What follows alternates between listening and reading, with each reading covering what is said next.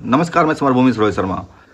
Iran, Israel और America के बीच जो युद्ध चल रहा है, इस युद्ध के पीछे जो कारण है वो मैंने अपने पिछले वीडियो में बताया था। वो चर्चिल के दिमाग का उपज था, जिसने कि सोवियत संघ जैसे समाजवादी कंट्री को नष्ट करने के ख्याल से किया गया। बहरहाल जो पूरी लड़ाई चल रही है अभी ईरान और अमेरिका के बीच चल रहा है। इजराइल जो है इसका वो अपने आप को विक्टिम बताते हुए लड़ रहा है और अमेरिका को शांति वार्ता करने से रोक रहा है। इसके लिए तमाम तरीके का पैतरा अपना रहा है, छल कपट जो भी है वो भी कर रहा है, और जो कोई वार्ता में शामिल होते हैं ईरान की तरफ से उनकी वो हत्या कर डालता है। संभावना यही जताई जा रही है कि अगर ट्रंप ज़्यादा कोशिश करेंगे समझौता करने के लिए तो ट्रंप की भी हत्या कर दी जाएगी, ऐसा भी संभावना दिख रही है। बहरहाल जो इजराइल का मंशा था ईरान युद्ध के संदर्भ में, उसमें यह था कि ईरान के अंदर कई सारे ऐसे समूह हैं जो कि लगातार सशस्त्र संघर्ष चला रहे हैं ईरान के सरकार के कट्टरपंथी सरकार के खिलाफ, जिसके कि कई सारे मायने मतलब ये लोग निकाले हैं। इसमें कि इन लोगों का मंशा था, इजराइल का, अमेरिका का भी, कि उन तबकों को जो कि वहाँ पर इस सरकार के खिलाफ विद्रोह कर रहे हैं, विरोध कर रहे हैं, उसके साथ मिल करके जो है तख्ता पलट की जाए और उसके बाद जो है वही स्थिति किया जाए जिस तरह से तालिबान को किया गया था या फिर आपको इराक में किया गया था सद्दाम हुसैन के साथ। लेकिन वहाँ के जो भी विद्रोही समूह हैं जो लड़ रहे हैं, उसमें एक बहुत महत्वपूर्ण पार्टी है, वो है तुदेह की पार्टी। तुदेह की पार्टी जो है ये लगातार वहाँ पर लड़ रही है वहाँ सरकार के खिलाफ, बल्कि कहें तो वही 1941 ईस्वी से ही संघर्षरत है, ईरान में सशस्त्र क्रांति चला रही है ताकि वहाँ पर समाजवाद की स्थापना हो सके और चीज़ें जो है हर घर को, हर जो कम्युनिस्ट घोषणा पत्र का आधारभूत सिद्धांत है उसको लागू करने की कोशिश में लगे हुए हैं। ठीक उसी तरीके से जिस तरह भारत में सीपीआई माओवादी लगी हुई है। लेकिन तुदेह की पार्टी का जो एक थोड़ा सा मैंने ब्रीफ निकाला था वो था यही कि सुलेमान मिर्जा एस्कंदरी के नेतृत्व में यह गठित पार्टी जो 1941 में हुआ था गठन, यह लड़ाई शुरू किया था कम्युनिस्ट पार्टी के तौर पर, यानी कि मार्क्सवादी लेनिनवादी कम्युनिस्ट पार्टी है, और इस तरह वह ऐतिहासिक तौर पर सोवियत संघ का समर्थक भी रही है। लेकिन बाद में 1953 के बाद जो है तख्ता पलट जो बहुत तरह की चीज़ें हुई होती है स्टालिन की मृत्यु के बाद, उसमें भी एक इनकी स्थिति खराब होती है ईरान की तुदेह पार्टी का। लेकिन इसका जो संघर्ष है लगातार चलता रहा है, आज भी वो चल रहा है। इसमें जो कुछ है उसका स्थापना 29 सितंबर 1941 ईस्वी को स्थापित होती है यह पार्टी, और इसके जो नेतृत्व था मैंने बताया था सुलेमान मिर्जा एस्कंदरी। यह जो है मार्क्सवादी लेनिनवादी थॉट को मानता है और ईरान के मजदूर वर्ग का प्रतिनिधित्व करने का दावा करता है। 40-50 के दशक में इसने मोहम्मद मोसाद्देह की एंग्लो पर्शियन ऑयल कंपनी के राष्ट्रीयकरण के अभियान का समर्थन किया था और एक प्रमुख राजनीतिक शक्ति के तौर पर उभर के सामने आई थी। लेकिन 1953 के तख्ता पलट के बाद पार्टी को भारी दमन का सामना करना पड़ा था और 1979 को जो इस्लामिक क्रांति हुआ वहाँ पर, और उसके तहत जो अभी जो सरकार वहाँ बनी हुई है आपको अली खामनेई वाली, जिसको कि मार दिया गया है और उसके पुत्र को बनाया गया है वहाँ का प्रमुख, हालांकि वो भी बहुत बीमार हैं, घायल हुए थे उस लड़ाई में, उस जिसमें कि पिताजी की भी मृत्यु हुई थी, अली खामनेई की भी। उसके बाद से वहाँ पर इनको प्रतिबंधित कर दिया गया था और 1980 के दशक में इसको लगभग इस तुदेह की पार्टी को जो बैन कर दिया गया ईरान में, और इसके सदस्यों को भी बड़े पैमाने पर गिरफ्तार और ख़त्म कर दिया गया। वर्तमान में स्थिति इनकी पार्टी की यह है कि यह पार्टी अभी भी अस्तित्व में है और मुख्य रूप से यह निर्वासन में सक्रिय है। यह ईरान की वर्तमान सत्ताधारी शासन जो कि अभी है सरकार बनाई हुई है अली खामनेई वाली, उसका विरोध करती है, और इनका जो है बाहरी संबंध सोवियत संघ के साथ होने के साथ साथ दुनिया भर के तमाम जो पार्टियां हैं जो कि माओवादी या लेनिनवादी थॉट से बिलोंग करती हैं, उनके साथ इनका महत्वपूर्ण संबंध है। यह पार्टी आज भी लड़ रही है और इसी लिए जो है तुदेह की पार्टी का स्टेटमेंट ईरान के संदर्भ में बहुत ही महत्वपूर्ण है आज के वक्त में, कि वहाँ पर जो विद्रोही जो लड़ रहे हैं सत्ता के लिए वहाँ पर, और वर्तमान सत्ता जो वहाँ कट्टरपंथी सत्ता जो मजबूत है वहाँ पर भी लड़ रही है, वो भी अमेरिकी साम्राज्यवाद के खिलाफ, इजराइल के निसंसता के खिलाफ। तो उस स्थिति में तुदेह की पार्टी जो मार्क्सवादी लेनिनवादी है उसका क्या स्टैंड है, यह जानना बहुत ही महत्वपूर्ण है। तो इस पर हम चर्चा करते हैं, जानने की कोशिश करते हैं कि तुदे की पार्टी जिसका कि अभी हाल में ही एक सम्मेलन हुआ है इसी मार्च महीने में, उसमें क्या निकल करके आया है।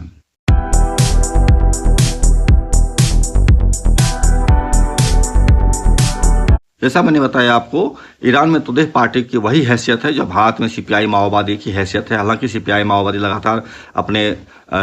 चीज़ों को खो रही है या अपने भयानक संकट के दौर से गुजर रही है। बहरहाल ईरान में भी ऐसा ही हुआ है और दमन का शिकार वहाँ की पार्टी तुदे की पार्टी भी हुई है। लेकिन उनकी जो मीटिंग हुई है उस मीटिंग में उन्होंने 11 या 12 प्रस्ताव पारित किए हैं उस बैठक में। उसमें क्या है, एक रिपोर्ट आया है, उस रिपोर्ट को सुनना चाहिए। ईरान की तुदे पार्टी की केंद्रीय समिति की बैठक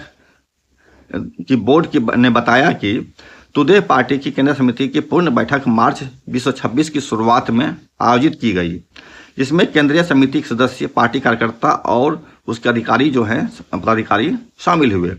बैठक की शुरुआत अमेरिकी साम्राज्यवाद और अपराधी नेतन्याहू सरकार की क्रूर बमबारी के सभी शहीदों के याद में 1 मिनट की मौन के साथ शुरू हुई। साथ ही जनवरी के जन विरोध प्रदर्शनों में मारे गए लोगों और तुदे आंदोलन के शहीदों को श्रद्धांजलि अर्पित की गई। देश में नाजुक और खतरनाक स्थिति का गहन विश्लेषण करने के बाद और इस खुले आक्रमण को रोकने और ईरान की राष्ट्रीय संप्रभुता की रक्षा करने के लिए हर संभव प्रयास करने की आवश्यकता पर जोर देते हुए पूर्ण सत्र से राष्ट्रीय स्थिति और सभी राष्ट्रीय और समता समर्थक ताकतों के बीच सहयोग और एकजुटता की आवश्यकता पर एक प्रस्ताव अपनाया। इसके अतिरिक्त बैठक में देश के सभी राष्ट्रीय और लोकतांत्रिक ताकतों से शांति के संघर्ष के लिए एक व्यापक वैश्विक अभियान विकसित करने का औपचारिक आह्वान किया गया। तुदे की पार्टी की बैठक में जो प्रस्ताव हुआ था वो प्रस्ताव इस प्रकार है। पहला प्रस्ताव था, 1 नंबर, ईरान को परमाणु हथियार हासिल करने से रोकने के झूठे बहाने के तहत और ट्रंप प्रशासन के मध्यस्थता में ओमान में इस्लामिक गणराज्य के प्रतिनिधियों के साथ चल रही बातचीत के दौरान अमेरिकी साम्राज्यवाद और नेतन्याहू सरकार के ईरान के खिलाफ सैन्य आक्रामकता ने एक बार फिर अपना आक्रामक स्वरूप उजागर कर दिया है। यूरोपीय संघ की अधिकांश सरकारों की चुप्पी और मौन समर्थन से शुरू किया गया यह आक्रामक युद्ध जो अंतर्राष्ट्रीय कानून और मापदंडों का स्पष्ट उल्लंघन है, हमारे देश और पूरे मध्य पूर्व पर एक विनाशकारी आपदा लेकर आया है। 2, इस क्षेत्र में युद्ध का फैलना, जिसमें इजराइल द्वारा लेबनानी क्षेत्र पर आपराधिक आक्रमण और इस्लामिक गणराज्य के मिसाइल हमलों के बाद खाड़ी देश जहां पर अमेरिकी सैन्य अड्डे स्थित है की संभावित संलिप्तता शामिल है, एक ऐसी आपदा है जिसके बारे में प्रगतिशील ताकतों ने कुछ सप्ताह पहले ही चेतावनी दी थी। इस युद्ध के परिणाम अब स्पष्ट हैं। कच्चे तेल की कीमतों में भारी वृद्धि और हॉर्मुज जलजमरू मध्य से कई कच्चे माल के परिवहन में व्यवधान ने एक व्यापक आर्थिक संकट पैदा कर दिया है, जिसका सबसे अधिक भार विश्व स्तर पर श्रमिक वर्ग पर पड़ेगा। पश्चिम एशिया, मध्य पूर्व ने हाल के वर्षों में बार बार ऐसी अमानवीय नीतियों को देखा है, जिसका एक हालिया उदाहरण गाजा में नेतन्याहू सरकार द्वारा हजारों फिलिस्तीनी बच्चों और नागरिकों की हत्या है। एक ऐसा अपराध जिसके लिए उन पर और कई इजरायली सैन्य और राजनीतिक नेताओं पर हेग में अंतर्राष्ट्रीय आपराधिक न्यायालय में मानवता के विरुद्ध अपराधों के लिए मुकदमा चल रहा है। ये महत्वपूर्ण पॉइंट है कि नेतन्याहू पर जो हत्या का मुकदमा और नरसंहार का मुकदमा भी अंतर्राष्ट्रीय न्यायालय में चल रहा है और उसका ये अपराधी है, फिर भी वो युद्ध किया जा रहा है। 3 पॉइंट, अमेरिका और इजराइल द्वारा ईरान के शहरों पर दागी गई हजारों मिसाइलों और लगातार बमबारी से हजारों लोग मारे गए या घायल हुए हैं। लगभग 30 लाख लोग विस्थापित हुए हैं और आवासीय घरों और देश के आर्थिक और उत्पादक बुनियादी ढांचे का व्यापक विनाश हुआ है। इसके अलावा कुछ महत्वपूर्ण ऐतिहासिक स्थल बुरी तरह क्षतिग्रस्त हो गए हैं, जिसका पुनर्निर्माण करने में दशकों लगेगा या शायद असंभव ही है। पर्यावरण विनाश और जहरीली काली बारिश ने भी जन स्वास्थ्य पर गंभीर प्रभाव डाला है। नागरिकों, श्रमिकों और बच्चों को सीधे निशाना बनाना इस युद्ध का सबसे भयावह और मानवीय पहलू है। इसका एक स्पष्ट उदाहरण युद्ध के पहले दिन मिनाप शहर के एक स्कूल पर अमेरिका द्वारा किया गया टॉम हॉक क्रूज मिसाइल हमला है, जिसमें 168 लोग मारे गए, जिसमें से 110 बच्चे थे। 7 साल से 12 साल तक के बच्चे थे। यह एक स्पष्ट युद्ध मानवता और यह एक स्पष्ट युद्ध अपराध और मानवता के विरुद्ध अपराध है और इस पर हेग स्थित अंतर्राष्ट्रीय न्यायालय में मुकदमा चलाया जाना चाहिए। पिछले 3 हफ्तों के हमलों ने एक बार फिर यह दिखा दिया है कि इस्लामिक गणराज्य सैन्य उद्योगों में भारी निवेश और हथियारों पर अरबों डॉलर खर्च करने के बावजूद देश की रक्षा करने, महत्वपूर्ण औद्योगिक और आर्थिक बुनियादी ढांचे की सुरक्षा करने और इन कठिन परिस्थितियों में अपने नागरिकों के जीवन बचाने की अपनी बुनियादी जिम्मेदारियों को पूरा करने में विफल रहा है। राजा 4 नंबर पॉइंट, राजा पहलवी और उनके समर्थकों जैसे भारे की और आश्रित ताकतों की भूमिका जो ट्रंप और नेतन्याहू जैसे लोगों को ईरान पर बमबारी और उसे नष्ट करने के लिए उकसा रही है और सत्ता परिवर्तन की साम्राज्यवादी योजनाओं का समर्थन कर रही है, यह दर्शाती है कि ईरान इंटरनेशनल मनोतो, बीबीसी पर्शियन जैसे संबद्ध मीडिया आउटलेट के दुष्प्रचार के विपरीत इन समूहों का ईरान के भीतर कोई वास्तविक सामाजिक आधार नहीं है और सत्ता में आने की उनकी एकमात्र उम्मीद प्रत्यक्ष विदेशी हस्तक्षेप के माध्यम से है। इतिहास इस वास्तविकता की पुष्टि करता है। 1953 के तख्तापलट के बाद जब राष्ट्रीय सरकार ने डॉक्टर मोहम्मद मोसादेग को सत्ता से हटा दिया तो CIA और MI6 की मदद से राजा मोहम्मद रजा पहलवी को सत्ता में लाया गया ताकि साम्राज्यवादी ट्रस्टों के हितों की रक्षा की जा सके और ईरान को एक क्षत्रिय पुलिस बल में बदला जा सके। ये साफ तौर पर जो है ये बता रहे हैं कि जो भी मीडिया आउटलेट के माध्यम से एक दुष्प्रचार फैलाया जा रहा है कि वहाँ पर कई ताकतें जो है जो हैं वहाँ ईरान में वह अमेरिका के साथ है या फिर कुछ और है, वह उनका वहाँ सामाजिक आधार बिल्कुल नहीं है। इस बात को टुडे की पार्टी स्पष्ट तौर पर कह रही है और इन्होंने अपने चौथे डिसीजन में स्पष्ट किया है। 5वां पॉइंट, ईरान के खिलाफ सैन्य आक्रमण शुरू करने से पहले अमेरिकी साम्राज्यवाद और नेतन्याहू सरकार ने सत्ता परिवर्तन के अलावा ईरान को अस्थिर करने की कई योजनाएं बनाई, जिसमें गृह युद्ध भड़काना और देश की क्षेत्रीय अखंडता को कमजोर करना शामिल था। मुजाहिदीन ए खलक जैसी ताकतों को सक्रिय करना और ईरानी कुर्द संगठनों को इसमें शामिल करने का प्रयास इसी योजना का हिस्सा था। इसका उद्देश्य ईरान के भीतर से सशस्त्र संघर्ष को भड़काना था, जो अब तक सफल नहीं हुआ है। ईरानी जनता विशेषकर कुर्द जनता के साथ एकजुटता व्यक्त करते हुए जो कई वर्षों से वलायत ए फकीह शासन के तहत उत्पीड़ित है, टुडे पार्टी का मानना है कि राष्ट्रीय और प्रगतिशील कुर्द ताकतों को सतर्क रखना चाहिए और इस समाजवादी षड्यंत्र को विफल करना चाहिए। ऐसी कोई भी स्थिति ईरानी जनता के लोकतांत्रिक अधिकारों और एक एकीकृत राज्य के भीतर स्वतंत्रता के लिए न्याय संगत संघर्ष को ही नुकसान पहुंचाएगी। 6ठा पॉइंट, अमेरिका और इजराइल की आक्रामकता का एक तात्कालिक और विनाशकारी परिणाम ईरान में तानाशाही को खत्म करने के लिए चल रहे जन संघर्ष को गंभीर झटका लगा है, जिसने पहले ही शासन को गहरे संकट में डाल दिया है था। दिसंबर 2025 के अंत और जनवरी 26 के शुरुआत में विनाशकारी आर्थिक नीतियों, व्यापक गरीबी और दमन के खिलाफ शुरू हुए विरोध प्रदर्शनों में हजारों लोग मारे गए, जिनसे व्यापक आक्रोश फैल गया। बाद के विरोध प्रदर्शनों, जिसमें स्मारक सभाएं और जन आंदोलन शामिल है, ने यह प्रदर्शित किया कि शासन अपनी वैधता और अस्तित्व के गहरे संकट में है। इस युद्ध की भयावह वास्तविकता अब समाज के कुछ वर्गों के सामने स्पष्ट हो गई है, जिन्होंने संगठन की कमी और संघर्ष में सफलता न मिलने से उत्पन्न निराशा के कारण विदेशी हस्तक्षेप की ओर रुख किया था। अन्य युद्धों के अनुभव और यहाँ तक कि स्वयं ट्रंप की स्वीकारोक्ति के अनुसार यह युद्ध न तो लोकतंत्र लाएगा और न ही ईरानी जनता द्वारा चाहा गया परिवर्तन। ये सच है कि ईरान में जो ताकतें हैं, टुडे की पार्टी की ताकत हो या फिर अन्य ताकतें हैं, कुर्द के लोग भी इस शासन के खिलाफ विद्रोह कर रहे थे, संघर्ष कर रहे थे और लड़ रहे थे। लेकिन जब से ये अमेरिका ने हमला किया और उस ताकत जो हिल रही थी, खामनेई की सत्ता जो कि कमजोर पड़ रही थी और इस संघर्ष के कारण, जनता के विद्रोह के कारण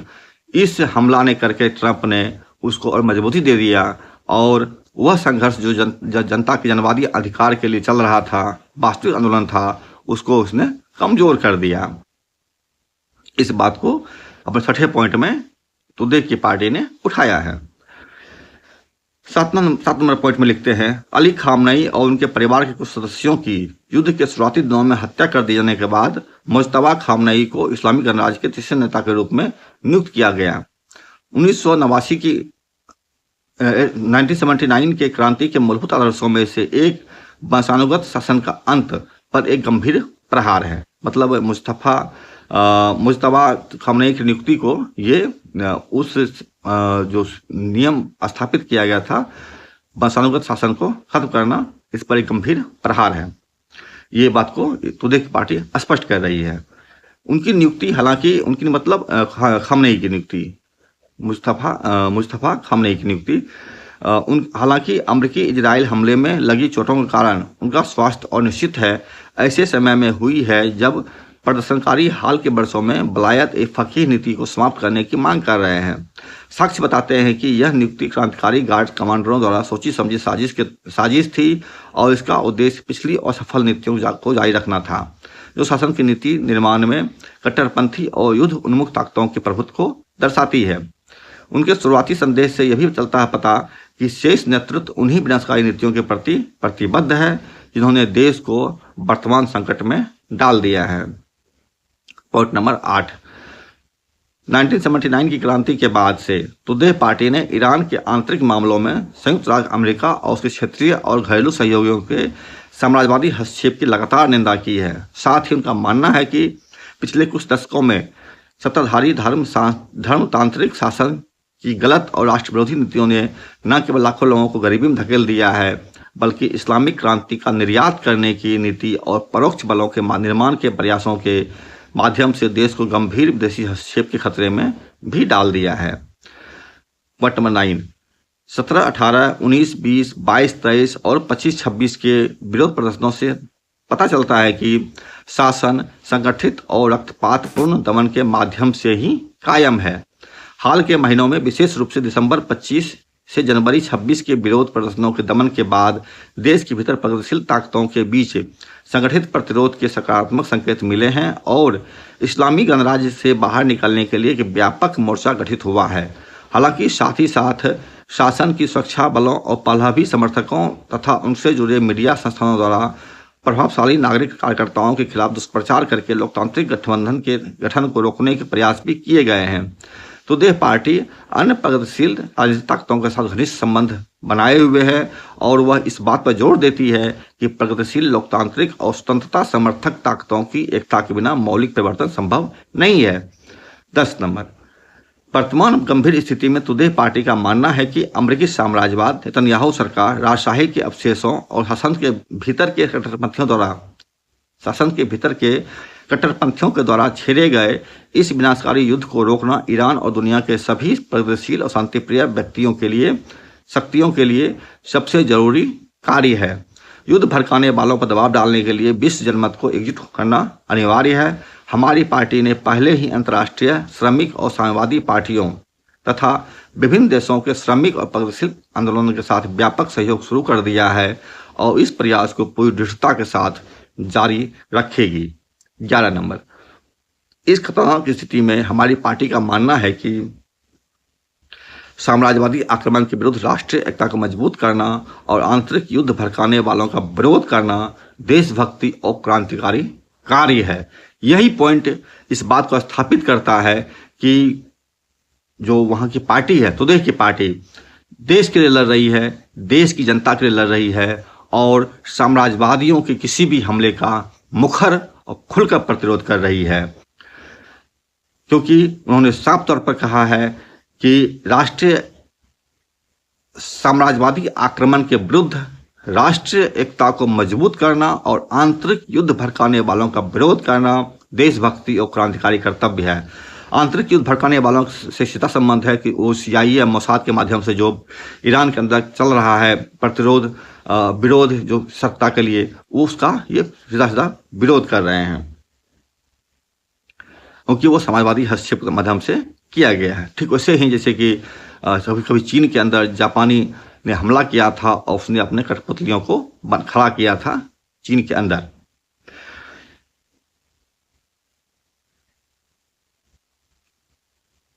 इस आक्रमण को रोकना, शांति स्थापित करना और अत्याचार के विरुद्ध संघर्ष को संगठित करना न केवल राष्ट्रीय एकता के माध्यम से ही संभव है इस राष्ट्रीय एकता का आधार, जिसमें शहरी और ग्रामीण श्रमिक वर्ग और समाज के सभी वर्गों के लोग शामिल है तत्काल युद्ध विराम, अस्थायी शांति, राजनीतिक कैदियों की रिहाई, नागरिकों के जीवन और बुनियादी ढांचे की सुरक्षा, नव उदारवादी नीतियों का अंत, सभी लोगों के लिए समान अधिकारों की स्थापना और ईरान की स्वतंत्रता और संप्रभुता और क्षेत्रीय अखंडता की रक्षा करना। पॉइंट नंबर 12, हम उन हजारों परिवारों के प्रति गहरी संवेदना व्यक्त करते हैं जिन्होंने अपने प्रियजनों, घरों और आजीविका को खो दिया है, और उन ईरानी लोगों के प्रति भी संयुक्त राज्य अमेरिका और इजराइल द्वारा की गई क्रूर बमबारी के बावजूद नवरोज और नए साल की उम्मीद के साथ जी रहे हैं। हम ईरान के शोषित लोगों और मेहनतकश लोगों के साथ खड़े हैं। पहले की तरह तुदेह पार्टी के सदस्य इस युद्ध के पीड़ितों की मदद करना और इस भयानक आपदा से प्रभावित लोगों के साथ खड़े रहना अपना कर्तव्य मानते हैं। तो ये था तुदेह की पार्टी, जो वहाँ पर ठीक उसी तरह की पार्टी है जिससे भारत में सीपीआई माओवादी की पार्टी है, और ये सरकार के खिलाफ बेशक लड़ रहे हैं, लेकिन इस राष्ट्रीय आपदा के समय अपने चीज़ों को सुरक्षित रखते हुए और समाजवादी हमलों का प्रतिरोध कर रही है। साथ ही समाजवादियों के हस्तक्षेप से देश के अंदर खड़े किए गए उन कठपुतली लोगों का भी विरोध कर रहे हैं, जो कि अमेरिकी समाजवाद के हित का पोषक है। तो ये थी तुदेह पार्टी की स्थिति, जो इन्होंने अपने पिछली बैठक में इस महीने के बैठक के मतलब मार्च के शुरुआती महीनों के बैठक में अपने डिसीजन में स्थापित किया है। इसके पहले भी आपको याद होगा, मैंने वीडियो बताया था आपको अगले पिछले वीडियो में, जिसमें कि अमेरिका की कम्युनिस्ट पार्टी और तुदेह की पार्टी दोनों मिल करके एक संयुक्त बयान जारी किया था और बताया था कि ईरान के अंदर जो हमले हो रहे समाजवादियों के, अमेरिकी समाजवाद के, वो कितना खतरनाक है, इसका विरोध करना क्यों जायज़ है। बहरहाल ये तुदेह की पार्टी का एक स्टेटमेंट था। इन स्टेटमेंट पर आप क्या सोचते हैं कमेंट कर जरूर बताएं, और चल रहे आंदोलन पर जो ईरान और अमेरिकी समाजवाद के तहत चल रहा है, यह युद्ध किस दिशा की ओर जाएगा यह तो नहीं पता, लेकिन दोनों ही ताकतें जो एक जैसा ही है, तो निश्चित रूप लगता है कि कहीं न कहीं कट्टरपंथी ताकतें जो मैंने अली खामनेई की जो पार्टी है, संभव है कल के दिन में किसी न किसी समझौते के साथ यह संघर्ष समाप्त होगा। अमेरिकी समाजवाद भी ये उम्मीद कर रहा है, ईरान के लोग भी उम्मीद कर रहे हैं, मतलब ईरान की सरकार जो कट्टरपंथी सरकार है वो भी उम्मीद कर रही है ये संघर्ष किसी न किसी समझौते में खत्म होगा। बीच में जो रोड़ा बना हुआ है इजराइल है, लेकिन जनता की समस्याएं कहाँ रहेगी, जनता की समस्याओं का हल किस रूप में होगा, यह बताना मुश्किल है जब तक सच्ची पार्टी जनता के हित के बात को लेकर के सामने नहीं आती है और सत्ता में नहीं आती है। दोनों ही ताकतें जनता के खिलाफ है, चाहे वो ईरान की कट्टरपंथी ताकत हो अली खामनेई वाली, या फिर अमेरिकी समाजवाद की जो ढोंढा है, जो वो पीट रहे हैं ढिढोला लोकतंत्र का स्थापित करने के लिए, वह भी जनता के विरुद्ध है। ईरान की जनता का फैसला ही अंतिम फैसला होगा और ईरान की जनता अपने फैसले के लिए लड़ रही है। तुदेह की पार्टी इस बात को स्थापित करती है। बहरहाल इस मुद्दे पर आप क्या सोचते हैं कमेंट करके जरूर बताएं। अच्छा, अगर अच्छा लगे तो लाइक करें, सब्सक्राइब करें, शेयर करें और हमारे साथ जुड़े रहें। संभव हो आर्थिक मदद देने का भी प्रयास करें। नमस्कार।